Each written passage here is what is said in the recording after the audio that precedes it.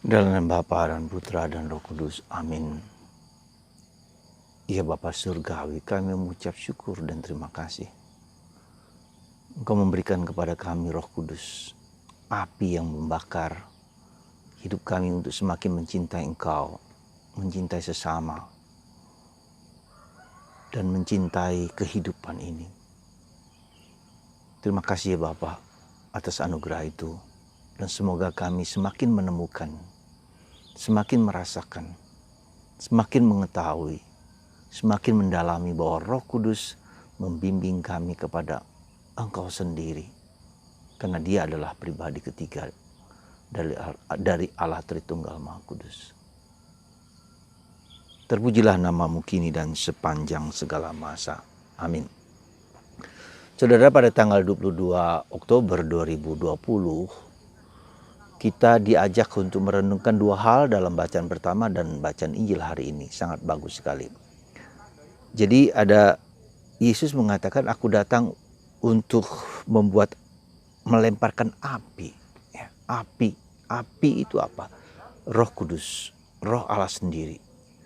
Roh Allah yang membakar kita bersemangat, bergairah, sungguh-sungguh mewartakan Kristus, mewartakan Allah dalam hidup kita.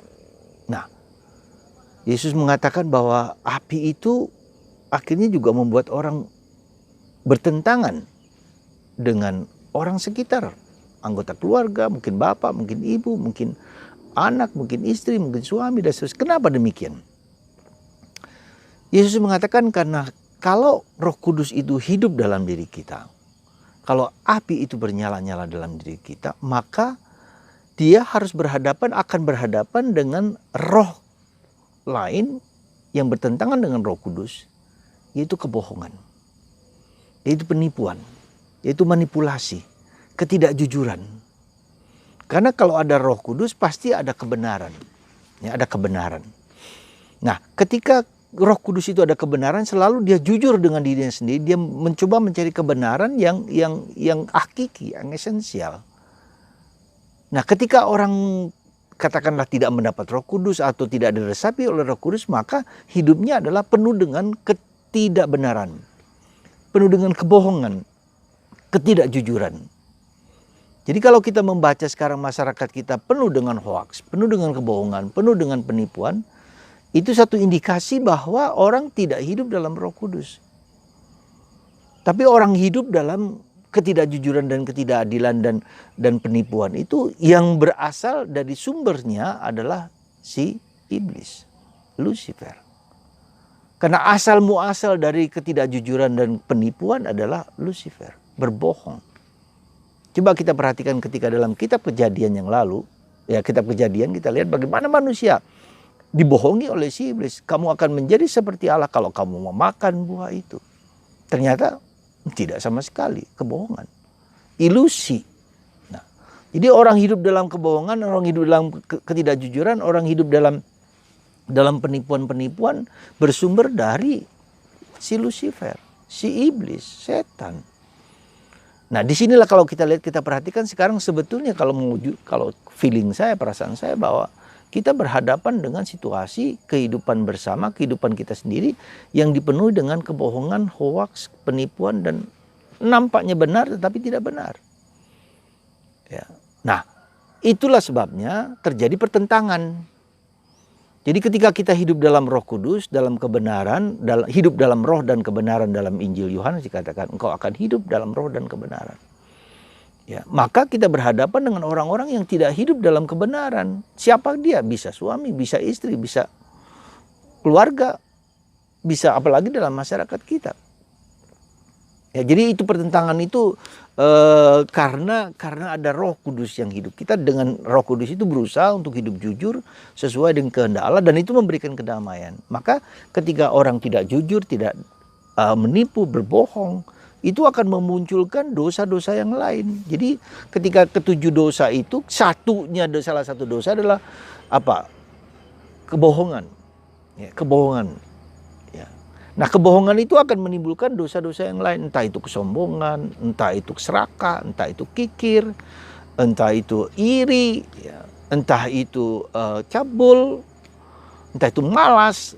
Jadi itu semua jadi satu dari ketujuh dosa itu saling melengkapi. Saling meskipun dominannya mungkin suka berbohong. Maka orang bisa aja ya berbohong macam-macam. Dan itu dianggap sebagai sesuatu yang sudah wajib. Atau bukan wajib, lazim di dalam masyarakat kita. Jadi saudaraku yang terkasih dalam Kristus, kita dipanggil kepada kebenaran, kita dipanggil kepada menghayati kehadiran Roh Kudus. Kita bersyukur, saudara. Kita diberi karunia Roh Kudus dengan baptisan itu. Tetapi itu bukan diberi lalu selesai, tidak. Tapi kita harus menemukan lagi lebih dalam Roh itu dalam diri kita. Nah, maka tadi saya katakan Roh Kudus itu menggali dosa-dosa kita, ya, semakin dalam semakin mengakar gitu loh. Maka dalam perjalanan hidup rohani, Roh Kudus itu mengajak kita untuk membakar segala sesuatu yang bukan Allah. The soul should die for whatever are not God. Jadi jiwa itu harus mati terhadap segala sesuatu yang bukan Allah. Maka dengan kehadiran Roh Kudus itu mulai digali lagi dosa-dosa kita yang tersembunyi itu digali-gali, dibersihkan. Ya, jadi proses purgatori, proses pencucian itu tidak hanya nanti setelah kita mati, tidak. Tapi justru sekarang ini ketika kita ditunjukkan dosa-dosa kita, ketika kita ditunjukkan kesalahan kelemahan kita, kita bersyukur. Karena itulah Tuhan membersihkan jiwa kita menjadi kudus, menjadi suci, menjadi baik. Nah, jadi saudaraku yang terkasih dalam Kristus, dalam proses itulah maka ada dua hal penting yang saya mau sampaikan, bahwa Roh Kudus itulah yang dianugerahkan kepada kita. Kita lihat dalam buah-buahnya, Galatia bab 5 ayat 22. Buah-buah Roh Kudus itu sabar, murah hati, lemah lembut, mengampuni, memaafkan, damai, sejahtera, dan itu buah-buahnya kebaikan. Tetapi juga harus dikatakan sisi lain bahwa Roh Kudus itu adalah pribadi ketiga dari Allah. Maka kita mohon gitu loh, sekali lagi mohon supaya kita Roh Kudus itu sungguh-sungguh hidup, sungguh-sungguh bekerja, sungguh-sungguh menjadi api yang membakar segala sesuatu yang bukan Allah. Ya, hanya Allah yang membakar. Sehingga Santo Yohanes dari Salim mensimbolkan itu api itu seperti membakar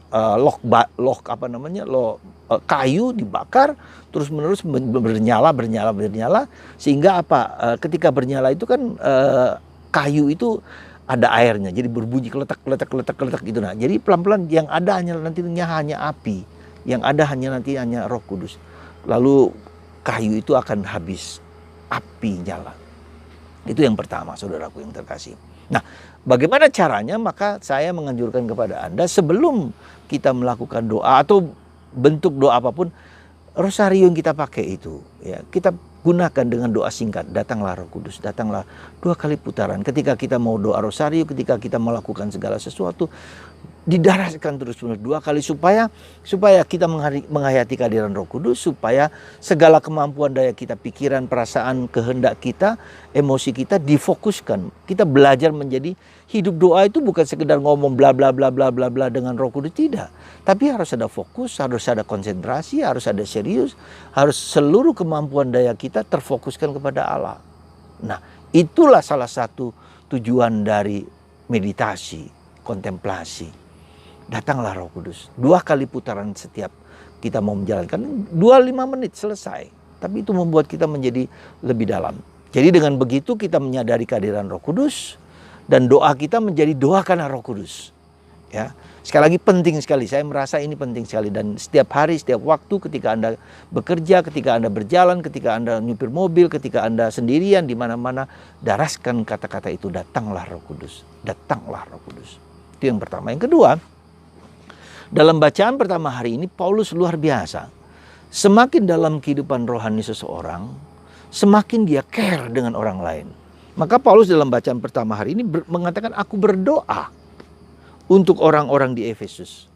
Seperti Yesus ketika dia menjelang akhir hidupnya, dia berdoa untuk orang-orang yang percaya kepadanya, dahulu para rasul dan juga kita sekarang. Sampai sekarang Yesus berdoa untuk kita. Dan Paulus meneladan sikap Yesus itu yang berdoa. Maka dalam bacaan pertama dikatakan, aku berdoa supaya seturut kekayaan kemuliaannya ia menguatkan dan meneguhkan kalian oleh roh yang di dalam batinmu. Aku berdoa supaya kalian bersama dengan semua orang kudus dapat memahami betapa lebarnya, betapa panjangnya, betapa luasnya kasih Tuhan. Luar biasa. Aku berdoa supaya kamu mengenal kasih Allah. Jadi Paulus itu berdoa untuk kita sampai sekarang. Paulus dan Yesus juga berdoa. Nah, saya mengatakan bagaimana kita tingkat hidup rohani kita semakin dalam kalau kita mau berdoa untuk orang lain. Ya, kita mau berdoa untuk orang lain, siapapun juga. Ya, kalau kita berdoa untuk orang lain, bahkan kita tidak berdoa untuk diri kita sendiri, itu tanda kedewasaan kita. Nah, saya mengajak Anda supaya kita berdoa untuk gereja. Ya, saya membentuk suatu kelompok kecil yang bernama kelompok doa Mahkota Maria. Ya, tujuan ada dua hal penting, itu berdoa dan berpuasa. Berdoa bukan hanya berdoa rosario, doa-doa basic Katolik kita pakai dalam doa itu, tetapi ditambahkan adalah doa kita jam 3 pagi. Sekali lagi doa kita jam 3 pagi. Kita mengorbankan waktu, mengorbankan fisik, mengorbankan itu karena disitulah Yesus berdoa pagi-pagi hari. Ya, kita meneladan sikap Yesus yang berdoa pagi hari. Lalu juga berpuasa. Berpuasa itu ya untuk tahap pertama Senin, Rabu, dan Jumat. Sederhana. Setelah makan malam sampai besoknya makan siang itu tidak makan, boleh minum. Ya. Nanti lama-lama tidak minum dan seterusnya, lama-lama menjadi kuat. Lalu kita lebih dalam lagi, lebih berat lagi dalam doa. Supaya apa? Supaya tadi itu kita merasakan kehadiran Tuhan. Hidup rohani kita semakin dalam. Maka Yesus mengatakan kita berpuasa bukan karena kewajiban, tetapi karena kebutuhan kita ingin masuk lebih dalam. Maka bagi Anda yang berminat, silahkan ya Anda WA saya secara pribadi, tetapi saya minta kepada Anda dalam minggu ini Anda berdoa dulu dan berpuasa dulu sambil Anda mohon apakah mau ikut dalam kelompok doa. Nanti dalam kelompok itu saya masukkan, kalau Anda bersedia, kalau Anda sesuai dengan apa yang saya minta, maka saya akan memasukkan dalam kelompok yang disebut kelompok doa Mahkota Maria. Kenapa Mahkota Maria? Karena Mahkota Maria itulah Maria sejak awal telah menghancurkan kuasa dosa. Dan salah satu dari doa kita itu adalah berdoa untuk gereja untuk melawan segala kuasa kegelapan. Ya, itu doa pembebasan gereja supaya berdoa supaya kuat melawan kuasa iblis yang suka atau tidak suka mempengaruhi manusia zaman sekarang dan mempengaruhi gereja juga. Itu salah satu dari rumusan doa. Nanti kalau itu sudah, saya akan kirim kepada Anda bagaimana cara kita berdoa. Tetapi itulah saudaraku terkasih. Jadi kita sekarang ini diajak untuk masuk lebih dalam. Bukan hanya sekedar datar, tapi masuk lebih dalam. Duk in altum. Silahkan Anda mengirim WA kepada saya. Ya. Dan semoga saya tidak akan banyak atau sedikit, tidak penting bagi saya. Tetapi kita bersama-sama dengan doa pribadi pada jam yang sama, doa bersama untuk gereja, untuk masyarakat, dan untuk manusia. Dan sekaligus untuk memperdalam hidup batin kita, hidup rohani kita. Dan juga dalam meditasi nanti akan dibimbing lewat meditasi doa Prayer of Recollection dari Santa Teresa dari Avila. Karena ini penting dan cinta kitab suci. Itu juga menjadi salah satu dari isi dari kelompok doa Mahkota Maria. Tuhan memberkati Anda, menguatkan Anda, dan meneguhkan Anda semua. Bagi Anda yang sakit disembuhkan oleh kuasa Allah yang Maha Kuasa, Bapa dan Putra dan Roh Kudus. Amin.